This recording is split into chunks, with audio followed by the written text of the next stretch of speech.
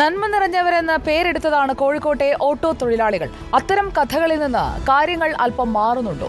മോശം പെരുമാറ്റവും ക്രിമിനൽ സ്വഭാവവും ചിലരെങ്കിലും പുറത്തെടുക്കുമ്പോൾ നഗരത്തിൽ വർഷങ്ങളായി ഓട്ടോ ഓടിച്ച് ഉപജീവനം തേടുന്ന തൊഴിലാളികൾക്ക് എന്താണ് പറയാനുള്ളത്? നോക്കാം.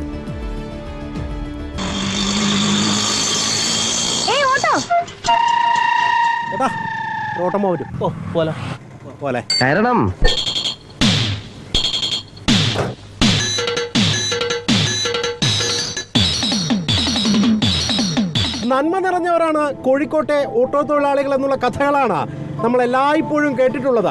പല ചലച്ചിത്രങ്ങളും അത്തരത്തിൽ പുറത്തു വരികയും ചെയ്തു. നന്മയുടെ വേമ്പൊടി ചേർത്ത് എത്രയെത്ര നല്ല ഓട്ടോ കഥകൾ. പക്ഷേ ചില പുഴുക്കുത്തുകൾ അവിടെയും ഉണ്ടെന്ന് പറയാതിരിക്കാൻ കഴിയില്ല. അങ്ങനെ സംഭവിച്ചാൽ എന്തായിരിക്കും മുന്നോട്ടുള്ള യാത്രയിൽ വിലങ്ങുതടിയാവുക? ഒരു ഓട്ടോയിൽ യാത്ര ചെയ്ത് തന്നെ നമുക്ക് അന്വേഷിക്കാം.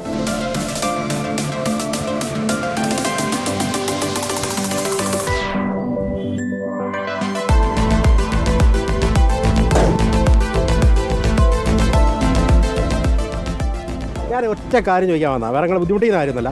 അതായത് നമ്മുടെ ഈ കോഴിക്കോടത്തെ ഓട്ടോ തൊഴിലാളികൾ എന്ന് പറഞ്ഞാൽ പൊതുവേ നന്മ നിറഞ്ഞവരെന്നാണല്ലോ പറയുന്നത്. പക്ഷേ കഴിഞ്ഞ ദിവസം ഒരു സംഭവം ഉണ്ടായി.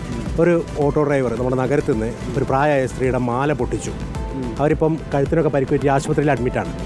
പക്ഷേ പ്രതിയെ കണ്ടുപിടിക്കാനും പറ്റിയിട്ടില്ല. ഇങ്ങനത്തെ ആൾക്കാർ ഓരോന്നും ചെയ്തു കൂട്ടിയാൽ ഈ പേര് നഷ്ടപ്പെട്ടില്ല. ഇത്രയും കാലം കൊണ്ട് നിങ്ങൾ ഉണ്ടാക്കിയെടുത്തൊരു പേരുണ്ടല്ലോ നമ്മൾ കോഴിക്കോടത്തെ ഓട്ടോ തൊഴിലാളികൾ എന്ന് പറഞ്ഞാൽ നല്ല പേര് ഇതുവരെ ഉള്ളൂ. ആ പേരങ്ങോട്ട് പോവുക. ഇല്ല, പേര് പല ആളുകളും വരുന്നുണ്ട്. ഇപ്പോൾ ഈ ഫീൽഡിൽ ഇപ്പം പഴയ ഓട്ടോക്കാരുണ്ട്, പല ആളുകൾ, പുതിയ ആളുകളുണ്ട്. ഇപ്പോൾ ഇലക്ട്രിക് വണ്ടി വന്നതുകൊണ്ട് പുതിയ ആളുകളൊക്കെ ഉണ്ട്. ഇപ്പം തെങ്ങുമ്മ കയറുന്ന ആളുകളും കടലിൽ പോകുന്ന ആളുകളൊക്കെ വന്നിട്ടുണ്ട്. അപ്പോൾ ഏതാണ് നല്ലതെന്ന് നമുക്ക് തിരിച്ചറിയില്ല. അത് നമ്മൾ നല്ലത് തിരിച്ചറിഞ്ഞിട്ട് അതിനെ മാറ്റുക. വടക്ക് ഏതാണ് അതിനെ ഒഴിവാക്കാനുള്ള പണി നമ്മൾ തന്നെ എടുക്കും. ഒരുപാട് ക്രിമിനലുകൾ, പണ്ടത്തെ പിടിച്ചറിക്കാർ, തട്ടിപ്പാർ, ഞാൻ എടുക്കുന്നത് ഒരുപാട് ആളുകൾ ഈ ഫീൽഡിലേക്ക് വീണ്ടും വന്നിട്ടുണ്ട്. അങ്ങനെയുള്ള ആരെങ്കിലും ആയിരിക്കും, അല്ലാതെ ഈ തൊഴിലെടുത്ത് കുടുംബം പോറ്റുന്ന ആരും ചെയ്യൂല. അങ്ങനെയുള്ള ആൾക്കാരെ കണ്ടുപിടിച്ചാൽ തക്കതായ ശിക്ഷ കൊടുക്കുക. എന്നാലേ ഇനിയുള്ള ആൾക്കാർ അങ്ങനെ ചെയ്യാൻ മടിക്കുകയുള്ളൂ. ആരായാലും ശ്രദ്ധിക്കുക. നമ്മളിപ്പോൾ ട്രെയിൻ ഇറങ്ങിയതാണെങ്കിൽ അവിടുന്ന് വണ്ടി വിളിച്ചിട്ട് സ്റ്റാൻഡിലേക്ക് പോവുക. ആ രാത്രി സമയങ്ങളിലൊക്കെ. പകലാണെങ്കിൽ നമുക്ക് എല്ലായിടത്തിലും ഓപ്പൺ ആകുമ്പോൾ ക്യാമറയിൽ കിട്ടും.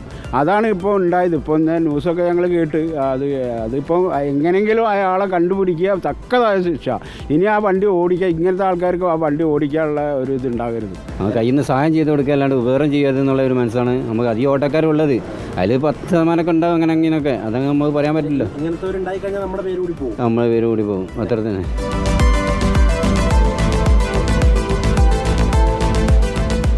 കോഴിക്കോട് ഓട്ടോറിക്ഷക്കാരെ സംബന്ധിച്ചോളം അത്രയും മോശമാണ്.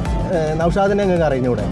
നൗഷാദിനൊക്കെ എന്താ ജീവൻ രക്ഷിക്കാൻ വേണ്ടിയിട്ട് അവൻ സ്വന്തം ജീവൻ പോലും നോക്കാതെയാണ് അങ്ങനെ ചെയ്തത്. അതും ഒരു ഓട്ടോറിക്ഷക്കാരനാണ്. പക്ഷെ ഉണ്ടാക്കി ഈ ചില പുഴുക്കുത്തുകൾ എല്ലായിടത്തും ഉണ്ടാവും. പക്ഷെ അതിലുള്ള ഒന്നാണ് ഇന്നലെ ഇപ്പം പിടിച്ചത്.